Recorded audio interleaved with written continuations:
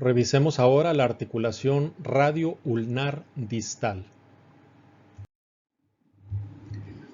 La articulación radio-ulnar distal se va a formar por la unión entre la superficie articular de la cabeza de la ulna con la escotadura ulnar del extremo inferior del radio por su cara medial y un disco articular fibroso, un disco interarticular, ¿sí?, de fibrocartílago que va a separar a la articulación radio-ulnar distal de la articulación de la muñeca.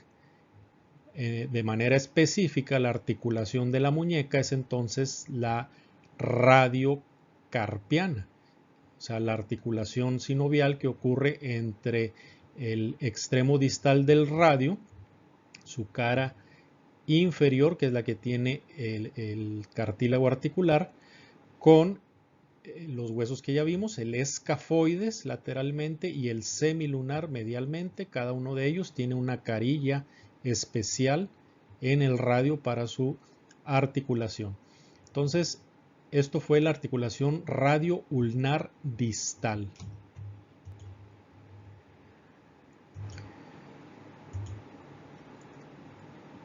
Y esto es una estructura muy importante en la articulación, que es el disco articular fibroso. Hay pocas articulaciones que tienen discos articulares dentro de la articulación, obviamente, ¿sí? Entonces, este disco articular tiene forma triangular. Habría que verlo no en el plano horizontal como lo teníamos en la imagen anterior, sino verlo aquí desde abajo, cambiar la vista para poder distinguir de manera adecuada la forma que tiene de triángulo. Es un triángulo que tiene el vértice, se va a fijar en un espacio muy pequeño que está entre la superficie articular de la cabeza de la ulna con la base de la apófisis estiloides de la ulna. Hay una pequeña zona rugosa entre ambas estructuras y ahí va a estar fijado o va a insertarse el vértice de este disco interarticular. Como es un triángulo, estamos viendo su vértice. Ahora vamos a ver la base de este triángulo que está en la situación opuesta. Esta base del disco se va a unir con el borde que tiene el radio, que está separando las carillas articulares que tiene por su cara inferior, que son estas dos, para el escafoides y el semilunar, con la otra carilla que tiene por la cara lateral, que es para la ulna. En la cresta que se forma en la separación de estas carillas con la carilla de la ulna, ahí es donde se va a fijar en ese borde el disco articular. Y después el libro continúa con algo que es, lo mencionamos de igual manera, característico de todas las articulaciones. La membrana sinovial se fija en los bordes de la articulación y su superficie externa está cubierta por una cápsula articular fibrosa. La articulación radio-ulnar distal va a permitir que el movimiento distal de la extremidad distal del radio se pueda desplazar por delante y hacia la línea, hacia medialmente o hacia la línea media del cuerpo de la ulna. ¿Sí? Si lo vemos de otra forma, esta sería la posición inicial. En supinación tenemos la cabeza de la ulna, aquí está la cabeza de la ulna, tenemos la extremidad inferior del radio, que aquí lo tenemos, y al hacer el movimiento de pronación, para terminar en esta posición, el extremo inferior del radio hace este camino, recorre este camino, o sea, por delante y medialmente, ¿sí? Es el movimiento que está permitido por esta articulación, y este disco articular funciona como está fijo aquí en la base de la apófisis estiloides, como si fuera el que estuviera jalándolo, ¿sí? Y permitiendo este movimiento. La fijación que tiene el radio, el extremo inferior del radio, con el carpo, aquí hay una gran cantidad de ligamentos más la cápsula articular, va a hacer que al moverse el radio se lleve consigo a toda la mano. Por eso es que la mano cambia de estar la palma hacia adelante a estar la palma hacia atrás, ¿sí? De la supinación a la pronación. La membrana interósea, también ya vimos mucho de esto, es una lámina delgada, fibrosa, que conecta el borde medial del radio con el borde lateral de la ulna. Vean cómo aquí el libro le cambia los nombres. Nos había dicho que esos bordes se llamaban interóseo e interóseo, ¿sí? Este es el radio y esta es la ulna y esto es un corte pues a cualquier nivel, ¿sí? Entonces, si este es el radio, entonces su borde interóseo también se va a llamar borde medial y esta es la ulna y su borde interóseo se va a llamar también borde lateral, ¿sí? Cualquiera de esas denominaciones podemos usar. La membrana interósea va entonces a fijar o a unir esos bordes que están opuestos en los huesos del antebrazo. Y es una articulación, y es una articulación del tipo sindesmosis, que es la unión de un hueso con otro por medio de tejido de tipo fibroso. La dirección que toman las fibras pues es de arriba hacia abajo y de lateral a medial, o sea, como si partieran del radio y de ahí se dirigieran hacia abajo para encontrarse con la ulna. Esta membrana interósea tiene un borde libre superior, ¿sí?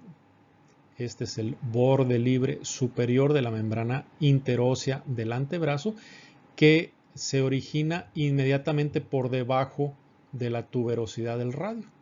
Aquí lo vemos que a ese nivel se empiezan sus fibras a dirigirse hacia abajo y hacia medial. Y también tiene una pequeña abertura circular en el tercio distal. Entonces los vasos, y también hay nervios, van a pasar entre los compartimentos anterior y posterior del antebrazo por estos espacios, ¿sí? Por arriba del borde libre y por la abertura inferior, ¿sí? La membrana interósea conecta el radio, o sea, articula el radio con la ulna, pero esta articulación no va a limitar los movimientos de pronación y supinación, ¿sí? Y una parte importante de la función de esta membrana interósea es dar espacio para inserción de músculos, ¿sí? Porque hay muchos músculos que vamos a ver que no es suficiente el espacio que dan los huesos o las caras de los huesos que están aquí y necesitan extender su origen a la membrana interósea que está adyacente. En esta imagen pues vemos un ejemplo de cómo los vasos sanguíneos, en este caso son ramas interóseas, ¿sí? Arterias, pasan por el espacio que queda aquí sin ocupar por la membrana interósea. Aquí está el borde libre y es una comunicación este espacio con este orificio como aquel orificio que vimos de la aponeurosis clavipectoral, ¿sí? Entonces son espacios o las perforaciones en el brazo de los tabiques intermembranosos, intermusculares, perdón, porque son espacios comunicantes que van a comunicar, en este caso, el compartimento anterior con el posterior del antebrazo, ¿sí? Y aprovechamos esta imagen, está muy bonita esta imagen, aprovechamos para recordar, esta estructura es el nervio radial, pasa por delante, ¿sí?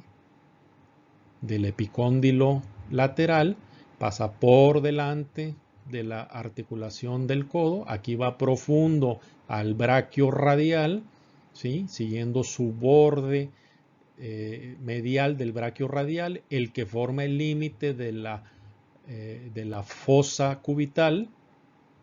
Y aquí vemos el radial cómo se divide en dos, en la rama superficial que sigue su camino hacia el antebrazo y en la rama profunda que toma dirección hacia el compartimento posterior y pasa, y aquí para eso es esta imagen, aquí se ve muy claramente como la rama profunda del radial al dirigirse hacia el compartimento posterior está pasando entre las dos cabezas o los dos orígenes o porciones de este músculo que se llama el supinador, ¿sí?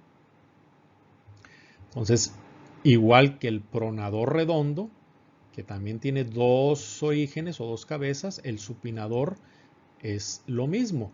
Y aquí en el supinador tenemos una porción superficial que se origina del húmero o porción humeral y una porción profunda que viene desde la cresta del supinador, ¿sí? Que no la vemos aquí, pero en la vista posterior de la ulna, ahí podemos ver la inserción del supinador.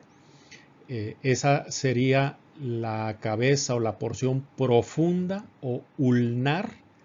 Se unen las dos, ¿sí?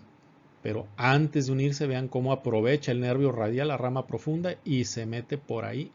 Se unen aquí las dos para insertarse entonces en el radio, ¿sí? Este es el músculo supinador.